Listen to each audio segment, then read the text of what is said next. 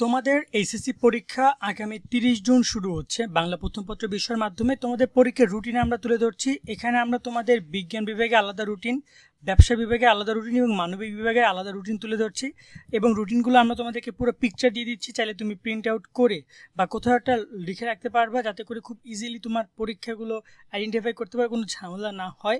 তোমাদের পরীক্ষার রুটিনে যাওয়ার আগে আমি তোমাদেরকে কিছু পরামর্শ দিই। একে হচ্ছে পরীক্ষার এই যে তোমাদের রুটিন পরিবর্তন বা পরীক্ষা বাতিল, এই বিষয়টা কিন্তু আপাতত ক্লোজ, কোনো পরীক্ষা চেঞ্জ হবে না, পরীক্ষা স্থগিত হচ্ছে না এবং স্বাভাবিকভাবে এই রুটিনের পরীক্ষা হচ্ছে। এই বিষয়টা বারবার বলতে বলতে বিরক্ত হয়ে গেছে, বাট অনেকে এখনও কনফিউজ হবে কী হবে না হবে।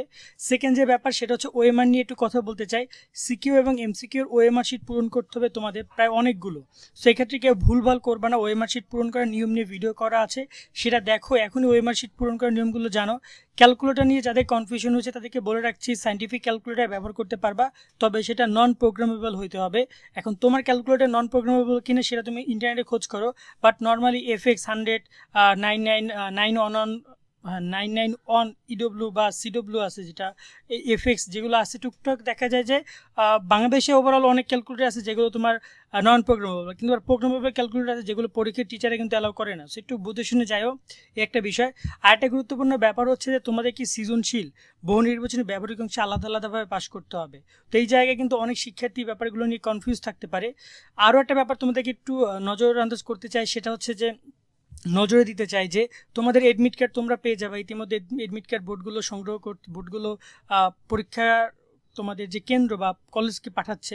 সো এডমিট কার্ডে পাওয়ার সাথে সাথে তোমরা তোমাদের রোল নাম্বার, রেজিস্ট্রেশন নাম্বার, বোর্ডের নাম সবগুলো একটু দেখে নেবে, যাতে কোনো সমস্যা না হয়, এডমিট কার্ড যেন ঠিকঠাক থাকে।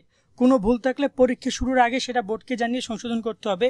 পরীক্ষা শুরু হয়ে গেলে কিন্তু তুমি কিন্তু আর এডমিট কার্ড সংশোধন পাবা না, তখন কিন্তু তার কোনো কাজ হবে না। তো এই বিষয়গুলো কিন্তু অনেক বেশি গুরুত্বপূর্ণ। এখন দেখা যাক সামনে তোমাদের কী হয়। পরীক্ষা নিয়ে আরও গুরুত্বপূর্ণ ইনফরমেশন পাওয়া সামনে, সেগুলো পেতে যারা এখনও সাবস্ক্রাইব করে আমাদের সাথে সাবস্ক্রাইব করে যুক্ত থাকবা, বেল আইকন বাজিয়ে রাখবা।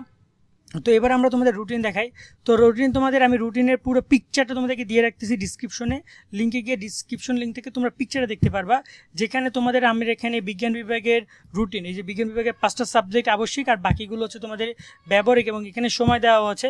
শুধুমাত্র পরিসংখ্যান পরীক্ষাটা হবে তোমাদের বিকালে 2টা থেকে 5টা, আর বাকি সকল পরীক্ষা সকাল 10টা থেকে 1টা হবে। সেই রকমভাবে রুটিন তৈরি করা হয়েছে। তো বিজ্ঞান বিভাগের রুটিনে একটা ব্যাপার ভালোভাবে বোঝা যায় যে তোমাদের প্রথম পত্র একটু ভালোভাবে বন্ধ পাইলেও দ্বিতীয় পত্র কিন্তু বন্ধ খুবই কম পাবা। দ্বিতীয় পত্রগুলো একটু ভালোভাবে প্রিপারেশন নিয়ে রাখবে আগে থেকে। যেমন দেখতে পাচ্ছ জীববিজ্ঞান প্রথম পত্র তোমাদের, রসায়ন দ্বিতীয় পত্র পরীক্ষা হচ্ছে তোমাদের কবে, 23 তারিখে। জীববিজ্ঞান দ্বিতীয় পত্র প্রথম পত্র পরীক্ষা কিন্তু 29 তারিখে, প্রায় 6-7 দিনের গ্যাপ। আবার এখানে 14 তারিখে পদার্থ দ্বিতীয় পত্র, আর রসায়ন প্রথম পত্র হচ্ছে 21 তারিখে।